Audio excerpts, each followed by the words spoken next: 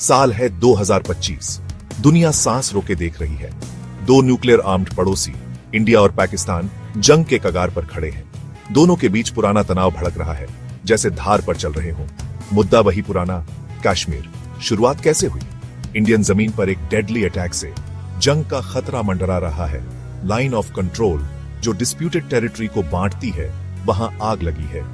घाटियों में गोले बारूद की गूंज, तबाही का संगीत। आम लोग इस लड़ाई में फंसे सबसे ज्यादा मुसीबत में हैं। उनके घर मिट्टी में मिल गए, जिंदगी बर्बाद। दोनों देशों में डर का माहौल, जंग के ढोल बज रहे हैं। सालों की नफरत और अविश्वास की आग में दोनों तरफ के नेता जहर उगल रहे हैं, नफरत की आग भड़का रहे हैं। मीडिया इस खतरनाक खेल में एक पावरफुल वेपन। हर भड़काऊ बयान, हर बॉर्डर इंकर्जन को बढ़ा चढ़ाकर दिखा रही है। दुनिया सांस रोके देख रही है। क्या समझदारी की जीत होगी, या फिर ये सब कॉन्टिनेंट और शायद पूरी दुनिया न्यूक्लियर वॉर की आग में जल जाएगा? 6 मई 2025 को इंडिया ने ऑपरेशन सिंदूर शुरू किया। एक सोचा समझा प्रीएम्प्टिव स्ट्राइक उन जगहों पर जिन्हें इंडिया ने पाकिस्तान में टेररिस्ट कैंप्स बताया। इंडियन रफाले जेट्स एडवांस्ड मिसाइल्स से लैस बॉर्डर पार करके 9 जगहों पर हमला किया। मैसेज साफ था, इंडिया क्रॉस बॉर्डर टेररिज्म बर्दाश्त नहीं करेगा।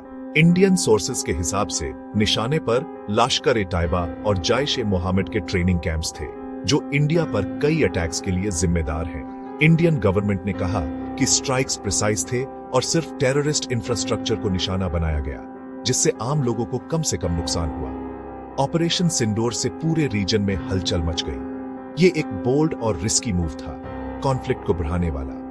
इंडिया ने दिखा दिया कि वो जरूरत पड़ने पर फोर्स यूज करेगा, प्रॉब्लम की जड़ पर हमला करेगा। अब सवाल था कि पाकिस्तान कैसे रिएक्ट करेगा। पाकिस्तान का जवाब तेज और गुस्से वाला था।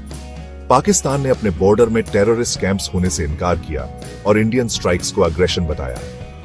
पाकिस्तानी मिलिट्री ने दावा किया कि उन्होंने एक इंडियन फाइटर जेट मार गिराया और कई ड्रोन्स को रोका। जवाबी हमले हुए। पाकिस्तानी ड्रोन्स ने लाइन ऑफ कंट्रोल पर इंडियन मिलिट्री इंस्टॉलेशंस को निशाना बनाया। दोनों तरफ से गोले बरसे। नाजुक शांति टूट गई। उसकी जगह आग का खौफनाक खेल शुरू हो गया। इसमें कई बेगुनाह लोगों की जान चली गई। मुजफ्फराबाद, पाकिस्तान में एक मॉस्क सेमिनरी पर इंडियन गोला गिरा, जिसमें 3 आम लोग मारे गए। इससे पाकिस्तान में गुस्सा भड़क गया। बदले की मांग उठी। हालात और बिगड़ गए। दोनों देश ब्रिंकमैनशिप के खतरनाक खेल में उतर गए। पाकिस्तान ने अपना एयर स्पेस बंद कर दिया, इंडिया के साथ ट्रेड रोक दिया और 1972 के सिमला एग्रीमेंट से हटने की धमकी दी, जो दोनों देशों के रिश्तों की बुनियाद थी। इंटरनेशनल कम्युनिटी ने बढ़ती चिंता से देखा। यूनाइटेड नेशंस ने शांति की अपील की, दोनों देशों से हालात को शांत करने को कहा। यूएन सिक्योरिटी काउंसिल की इमरजेंसी मीटिंग हुई, लेकिन डेडलॉक की वजह से कोई ठोस नतीजा नहीं निकला। यूनाइटेड स्टेट्स ने चिंता जाहिर की, लेकिन सीधे इन्वॉल्व होने से बचता रहा। वाइस प्रेसिडेंट जेडी वैंस के स्टेटमेंट ने कई लोगों की रूह कंपा दी।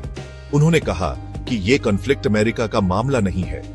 गल्फ कंट्रीज, जिनके इंडिया और पाकिस्तान दोनों से क्लोज इकोनॉमिक टाइज हैं, मीडिएशन की कोशिश में लग गए। सऊदी अरेबिया, कटार और यूएई एक बड़ी जंग के डिजास्टर्स कॉन्सिक्वेंसेस को समझते हुए बैक चैनल टॉक्स शुरू किए, इस डेडलॉक से निकलने का रास्ता ढूंढने के लिए। जैसे दुनिया सांस रोके देख रही थी, न्यूक्लियर कॉन्फ्लिक्ट का खतरा मंडरा रहा था। पाकिस्तान के डिफेंस मिनिस्टर ने एक चिलिंग स्टेटमेंट में चेतावनी दी कि न्यूक्लियर वॉर का खतरा बिल्कुल साफ है। दुनिया देखती रही और इंतजार करती रही।